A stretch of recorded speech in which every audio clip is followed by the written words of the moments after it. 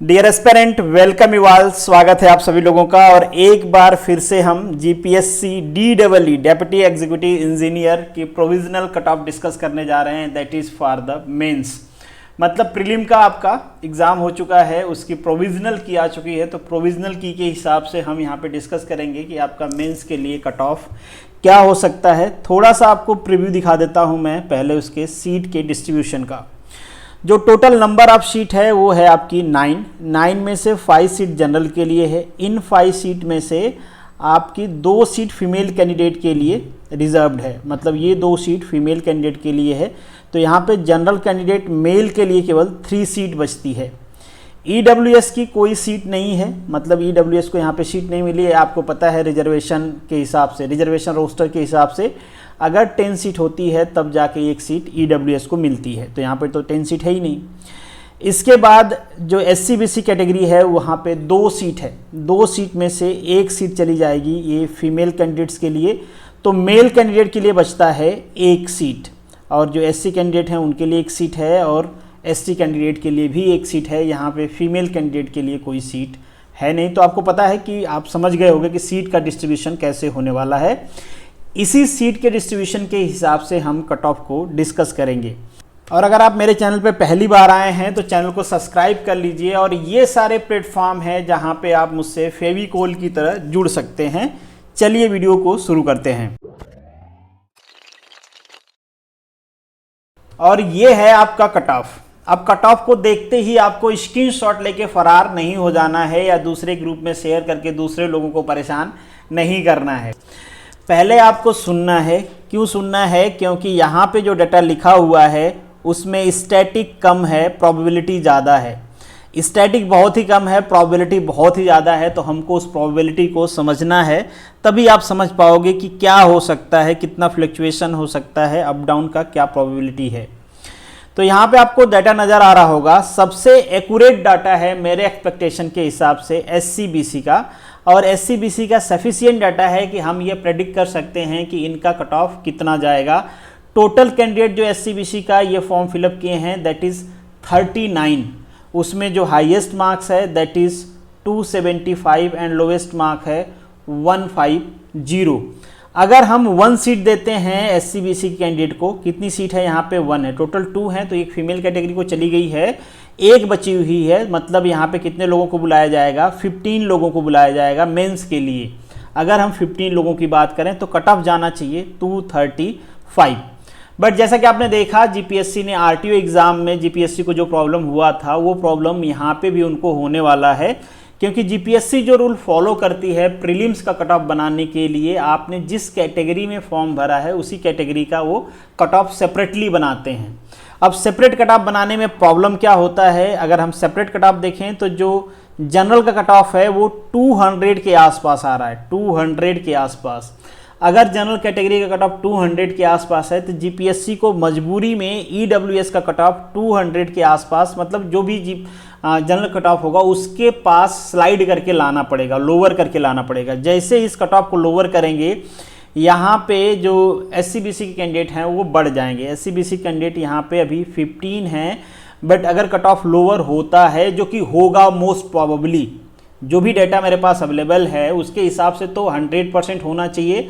और मेरा भी ऐसा एक्सपेक्टेशन है कि होगा ही, देयर इज नो चांस जिस हिसाब से GPSC बनाती है। या तो GPSC ऐसा कर दे कि जनरल कैटेगरी मतलब वर्टिकल रिजर्वेशन का जिस तरीके से फाइनल रिजल्ट बनता है उस हिसाब से प्रीलिम का कट ऑफ बना दे, जो कि वो बनाते नहीं हैं। हमने MBI एग्ज़ाम में देखा था। तो ये कट ऑफ लोअर होगा। और यहाँ पे मुझे लगता है कि कुछ 30 to 40 कैंडिडेट OBC के बुलाए जाएंगे। और ये कट ऑफ भी 200 के आसपास आ सकता है, 200 195 के आसपास स्लाइड कर सकता है OBC का कट ऑफ।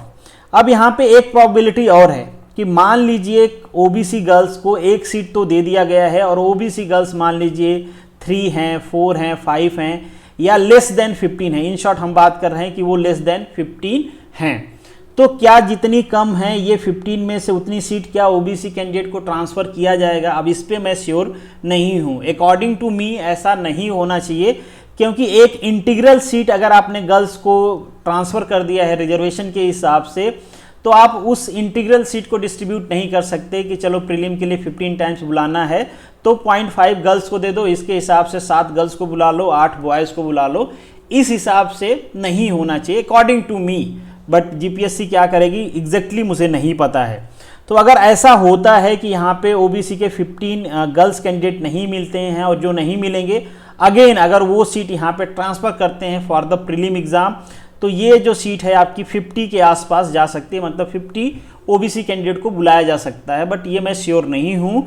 जहाँ तक मेरी श्योरिटी, मेरा जो एक्सपेक्टेशन है 35 to 40 कैंडिडेट को ओबीसी से बुलाया जाएगा और ये जो कट ऑफ है 235 ये लोवर्ड हो जाएगा up to 200 according to the general cut off. General cut off में जो टोटल लोगों ने गूगल फॉर्म फिलअप किया है जनरल एंड ईडब्ल्यूएस दोनों को इंक्लूड करके, क्योंकि ईडब्ल्यूएस का कोई सेपरेट कोटा है नहीं, तो ईडब्ल्यूएस को जनरल कोटा में ही कंसीडर किया जाएगा।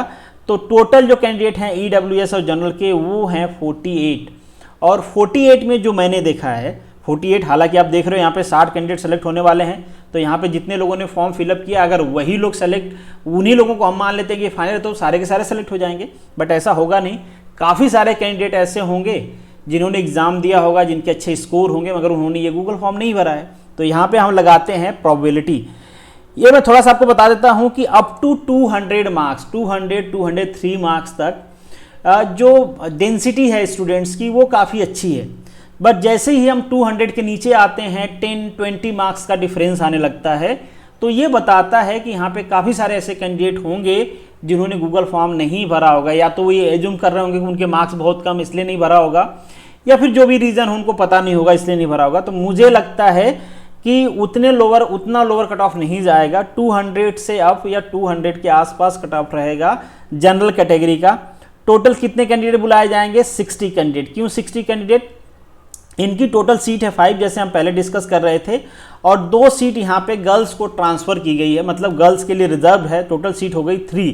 बट मुझे ऐसा लगता है कि 30 गर्ल्स कैंडिडेट तो होंगी नहीं, तो ये 100% श्योर है कि यहाँ से एक सीट तो ट्रांसफ़र होगी आपके बॉयज़ कैंडिडेट को। तो बॉयज़ कैंडिडेट को यहाँ पे मिलेगी 4 सीट, इससे कम तो नहीं मिलेगी, ठीक है।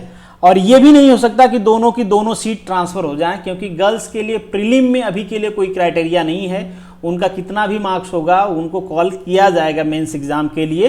तो एटलीस्ट कुछ गर्ल्स तो होंगी जनरल कैटेगरी से जिन्होंने एग्ज़ाम दिया होगा और उनको एक सीट तो बनता ही है, तो एक सीट पे उनका कब्जा तो रहेगा ही।